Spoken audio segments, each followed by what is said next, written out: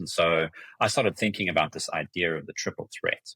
And the triple threat to me is, understanding the science, which is the process and the methodology, leveraging your art, which is ultimately your experience, and then the way in which we connect with people, the humanity within us, is ultimately the heart. And the heart is the center for curiosity and service and humility and how you show up and connect with others.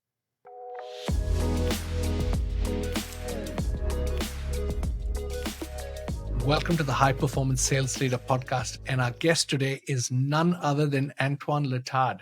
I met Antoine a number of months back, and I was just really taken up with his views on selling, leadership, and life. And I wanted to invite him to come and join us. Now, Antoine has had a significant career in the software industry. He was the country manager at RSA, then went on to lead the APJ region at AppDynamics, and from where he then went and led Rubrik. And most recently, he started as the VP of Strategy and Operations at Pure Storage. So, Antoine, thank you so much for joining me today. Pree, thanks so much for having me on the show. I know that we've been trying to get this date in the diary for a long time, and we finally did it. So here we are, and I'm ready to get into it. Fantastic. Now, what really struck me about you was that you talked about the combination of the head and the heart, the sales leader as well as the sales professional, and how so much has changed at the customer end. So can we jump right in and tell me a little bit on what has shaped that view? Yeah, sure. Absolutely. I think, more recently I read a report by Gartner, which was the B2B buyer's guide. And in that report, they spoke about how complex the customer's buying process has become, how difficult it is for our champions to buy the software or technology that they need to buy to achieve business outcomes. And in this report, they spoke about not just the complexity of the buying cycle, but also the number of people that are engaged in the buying group. So the number of stakeholders that the champion needs to align and gain consensus from has changed significantly. And along with that comes the challenge of organizations being really conscious about how they're spending their money, what they're spending their money on, and whether or not technology they have in the environment can do what the organization needs to do in terms of its outcomes. So the way in which customers buy it become very, very difficult and complex.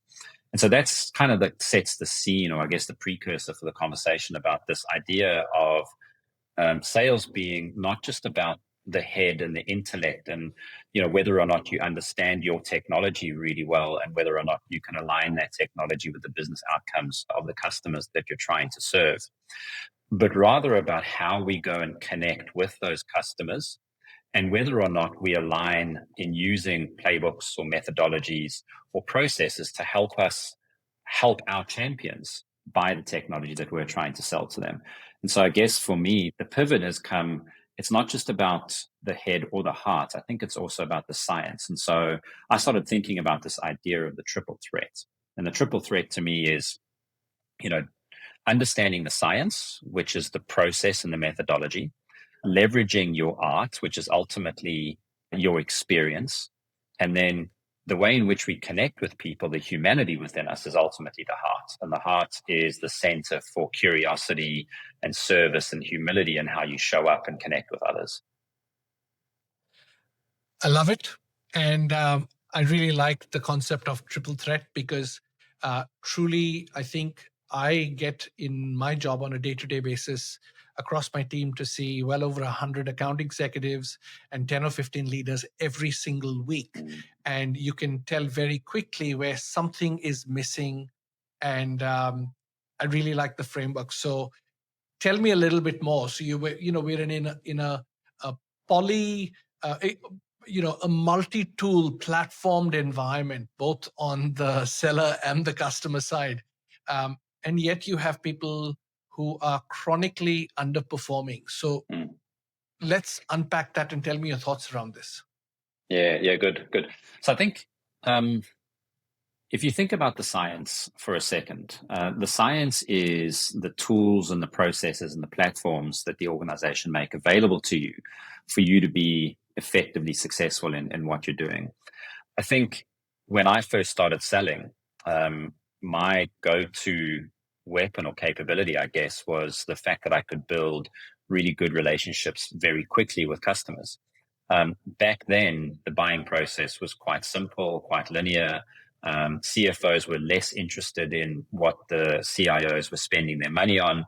And selling, I think back then was a lot easier. If you fast forward to today, and based on the scene that we set at the beginning of this call, sellers need to think more critically and intentionally about how they're going about establishing themselves in their sales campaign. And that comes down to the process or the playbook.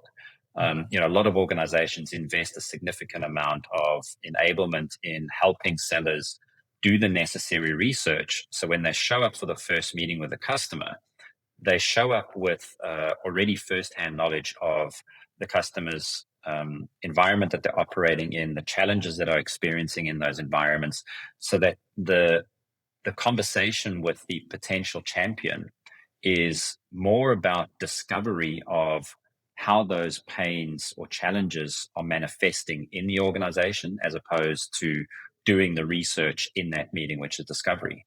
And the research itself sets you up for an enormous amount of success, because when you start doing your own personal PG and you follow the frameworks that an organization has put in place, you know that you're developing and qualifying high quality pipeline. And once you've qualified high quality pipeline, then you put it into the process of tracking where you are through, whether it's a methodology or a framework or a playbook, to know exactly what combination of entry and exit criteria you need to achieve in order to move an opportunity forward. And now, to a lot of people, that might be a very mechanical process. It might feel very uncomfortable. That's where the art and the heart come into it. And I think the individuals, the sales execs that understand that a playbook is a guide to helping them be successful, which is quantified on previous success and their experience and their ability to share insights with their prospects and their customers and be able to tell stories. And then wrapped around that with the ability for them to connect authentically and curiously and always acting in service of the customer, is ultimately what I've seen the sales execs that are achieving great deals of success versus those that aren't, who are not relying on processes, frameworks, or tools, who struggle to tell stories or connect customers with insights on what they've helped other customers with, and really don't go into any customer conversations with any sense of curiosity or the intent of serving that customer to help them solve their most pressing business challenges. That resonates so deeply with me, especially with what you said around serving the customer, because we are operating in a world where a company is, trying to achieve its top line objectives and growth objectives. We've got reps who've got a territory and a target, and they've got to hit that number quarter in and quarter out. And you have to comply with that environment. And it's so easy. I've heard, closing statements. It's all about, it's my quarter, it's my number, it's my this, and it's my that. Beyond the point, the customer doesn't care what it is, because if you're not acting in service to the customer, you are not going to get that. So 100%. The question I have is, one of the best pieces of advice that I got from when I was a second line manager from my regional, head of APAC. And he said, Pree, when you help your team achieve their goals, you will achieve your goal. And that stuck with me. So I've got, these things that people have come along and deposited into my life, that some just really stuck. And I said, you know what, I'm already operating this way, but I'm really going to go hard on delivering this. And the result is people feel emotionally safe when they know that you're not taking, but you're giving. And that's the concept around serving. So how can we ensure that the orientation for the outcome is meeting the customer's need, and that then in turn, they will turn around and help us to achieve our quarterly objectives? So how do you do that? Oh, man, it's such a multi-layered question, because I think, if we think about how a lot of sales leaders, sales managers come about, it's because they were typically like the top salesperson in the team. And so their natural next step for them was, hey, let's put this high performer into a sales management position. And I think the one thing that we don't do very well in the tech industry is help individuals get ready for that next step in their career. And so, if you want to get into sales management because you think you're going to make more money or because you think the title is going to bring greater credibility to you, I think you might need to reassess your intentions for why you want to do that. And I think the point that you made there, Pree, was around you get into sales and sales leadership because you want to help others be more successful. You want to coach them to the same levels of success that you experienced as a top individual contributor. And so if you take that down then to the individual contributor and the account exec and look to make it about the customer, the tone for me is always set at the top. And so if you've got a management team that are focused just solely on the number and don't necessarily pay too much attention to how you get that number, that's the kind of behavior you're going to get in the field.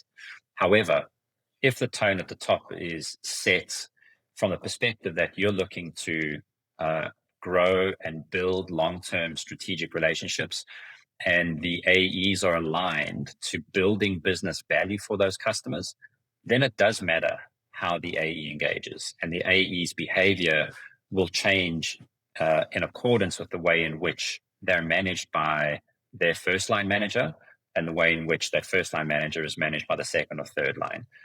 If the organization is oriented around building long-term strategic relationships, then the behaviors will be aligned and managed and coached and developed in that way. And so I think that's how you get the AEs to start thinking about it's great for the commission and the paycheck and receiving a purchase order. There's nothing quite like, that high you get on an afternoon when that purchase order comes in. But the purchase order is just the beginning. Somebody once said to me that a customer is not a customer until they actually renew. And so AEs need to start thinking about what is the long-term strategic value that I'm going to bring into this relationship with my customers, and align that with the problems that you're helping the customer solve. Yeah, absolutely. And I think that's really where when I talk to leaders and sellers who I believe have made that switch, we had an episode not long back with Brad Perriott, who's at SentinelOne, and he talked about customer centricity. And that, he tried to be a certain way when he first started in sales, and then just decided to be more authentic and, build some relationships, and customers started feeling like, oh, this guy is actually trying to help me. Let me help you back, and let's help each other. And then you get that. And so he ended up presenting that at kickoff. And then another one was Jason Leonidas, who is running GitHub. And he talked about, the super seller. So the super seller who becomes the sales manager. Yeah. And now all of a sudden, it's not about your number. It's about these people in your team and customers. And you really need to focus on that. So the point I'm making is that you have underlined a critical thing. It's got to start at the top. So it's very hard to do that unless that is flowing down through a messaging through the organization, and enables salespeople to do that. But I do think that switch has to come on at an individual level. Tell me, have you seen situations where someone is leaning too much on one versus the other? It's too much, too much art and not enough science, or too much heart? Yes. Yeah, absolutely. I mean, if you look at how organizations enable their account execs, it's very, very process heavy. It's very playbook heavy. And it's easy for young sellers to come into an environment like that and follow the process or follow the playbook. And when it gets translated out into a customer relationship, it could feel very robotic. It's like, well, I'm stepping through a process and I need to do these 3 things before I can get to doing these 3 things. It feels unnatural and unauthentic. If organizations could balance out here is the process and the playbook, and how do we pair that with your experience and some of the insights or the stories we can arm you with, so that when you go and meet with customers, the application of the process or the playbook becomes far seamless and almost invisible to the customer, and that you're guiding them through a buying process, and you're helping them achieve their own personal goals that will obviously be aligned to achieving the organizational goals. I have definitely seen AEs and sales execs that are very intellectual. They understand the technology back to front, and they're very, very eager to share that with customers. In the tech industry, we teach our sales teams to be experts in what we do.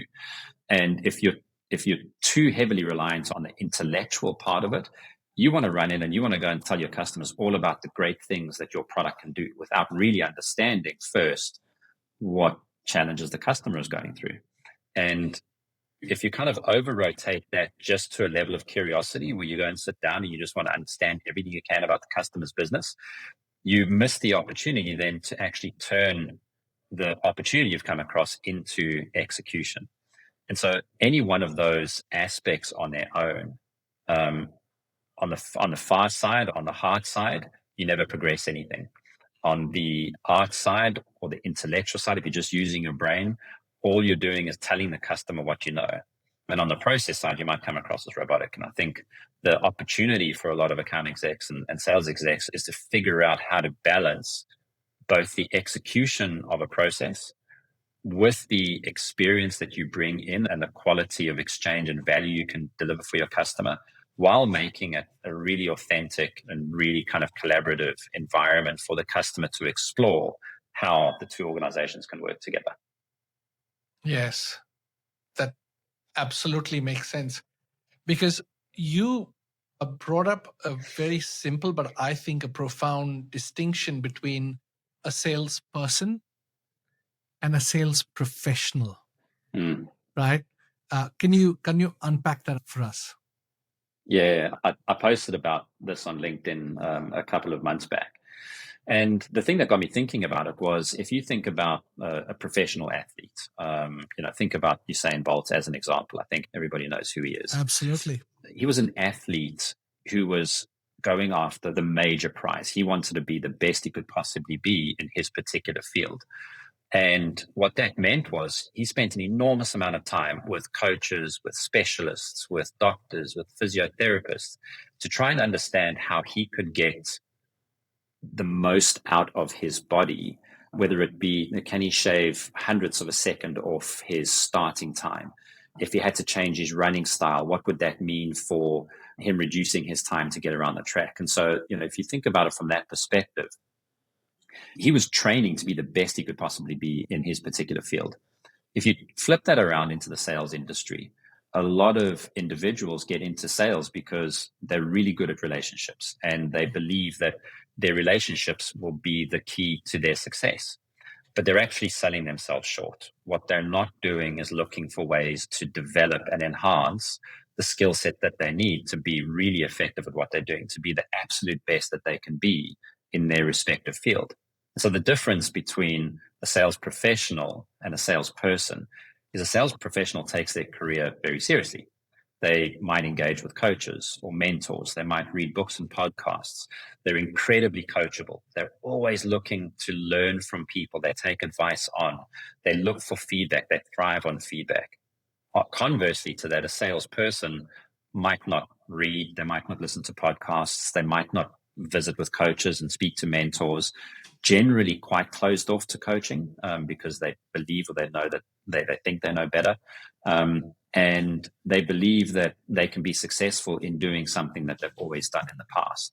And so when you think about that in the context of the industry, the individuals that are hungry and thirsty for knowledge, that are coachable, that have a growth mindset and are always looking to get better, become a real differentiator for their organization. That it's not just about the technology anymore. It's about how the technology is creating value for a customer. Salesperson would likely be talking about the product, would likely be trying to position the product, and not necessarily understanding how their product can unlock value and potential for the customer that they're selling into. So fundamentally different. One invests in themselves as a salesperson in the career. And on the other side, one believes that they've reached their potential and capacity as a salesperson, and they don't need to learn anymore to get any better. Fantastic. I'm so glad that you've addressed this, because I would say that I meet a lot of people who do not invest in themselves in a consistent basis. And yet, the opportunity as an account executive or even as a sales leader is an incredible opportunity because you have the ability to earn an income.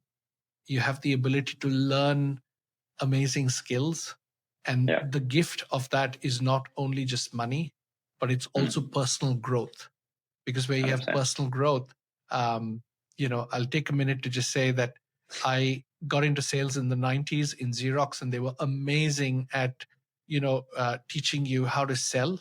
And there were two baptisms. One was the baptism of fire, learning how to, push products. And I became a very good product pusher eventually by year 3. But when I went into selling Oracle consulting services, it was a whole different ballgame because you didn't have a product. And I had to be reborn as a solution seller who had to discover before you actually prescribe anything. And the whole nature changed. And so all of a sudden now I had to be educated on so many things that I could actually have a meaningful conversation with the customer. So I think the professional development is greatly undervalued. And I think that it is that multiplying factor because you can tell the moment you're talking to a seller or leader who has invested in the, like when I'm speaking to you, I need to spend 5 minutes with you and I know you've invested in yourself. The concepts, the ideas. And I think that becomes really evident when customers are meeting sellers or they're meeting sales leaders where that investment has not been. So thank you. Yeah, I think, everyone has an on-ramp into sales, whether it be through like understanding the product and knowing how to pitch and position the product itself. And that's the starting point.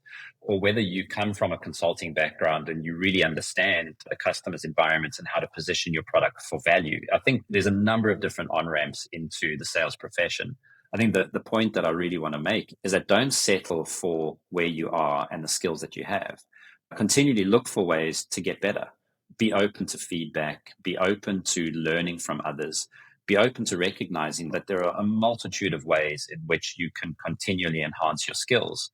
And I think the most successful salespeople know that if they open up their toolbox and they have a number of different tools and skills in that toolbox that they've developed and learned over time, they will be far more successful than those individuals who open up a toolbox and might just have 1 or 2 tools with which to go about navigating the sales process. Brilliant.